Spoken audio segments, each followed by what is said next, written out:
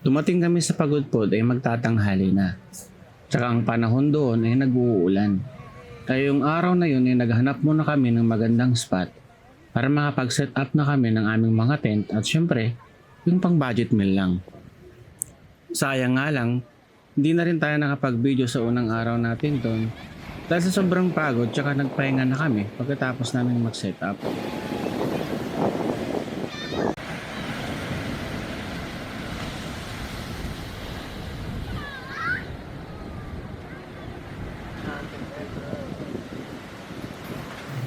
Kita nyo naman, sa pangalawang araw namin ay medyo malakas pa ang hangin at may konting pag-ambon. Pero mayat pa yan naman ay umaaraw din naman.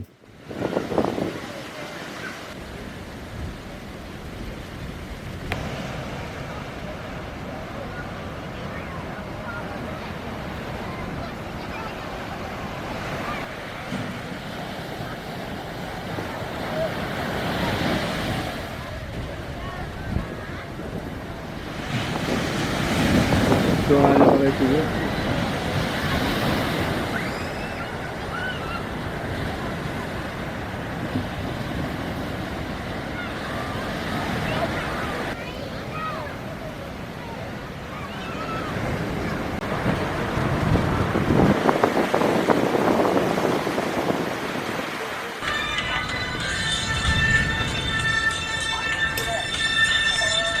Dahil nga sa ganitong panahon, ay parang pinagsamang Baguio at beach vibes ang naranasan namin dito.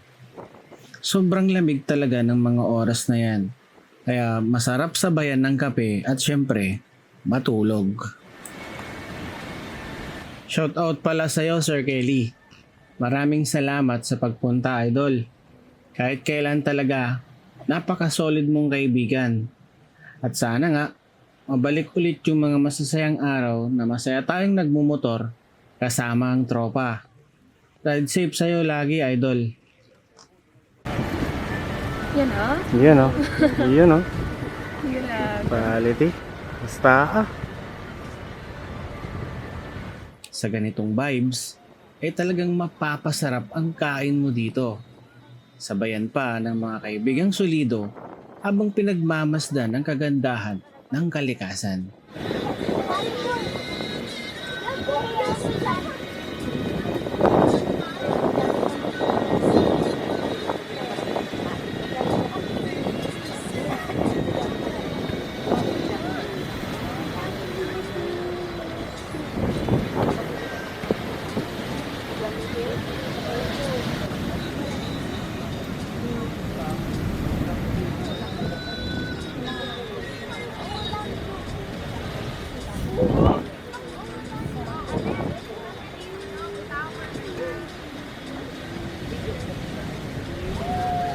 Marunong ni Nanoy.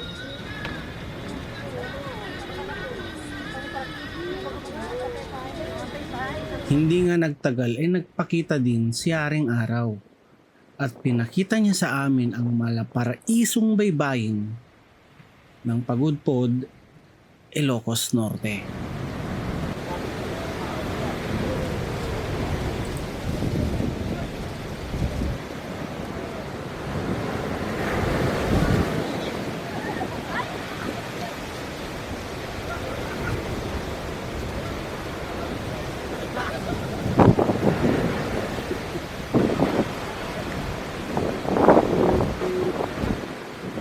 Sayang nga lang, hindi tayo nakapagpalipad ng ating drone.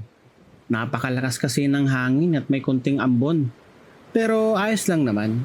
Ang importante ay pinagbigyan tayong makita ang paglubog ng araw.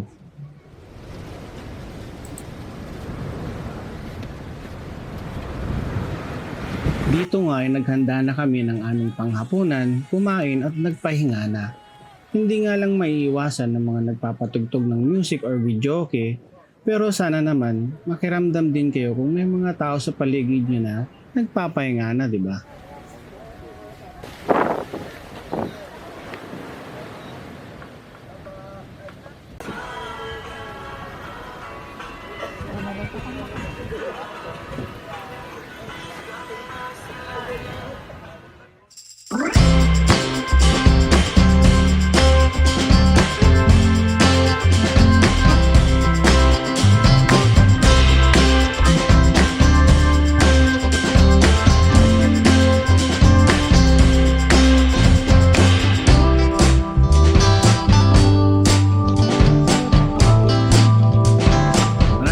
salamat po sa panonood mga ka-gear.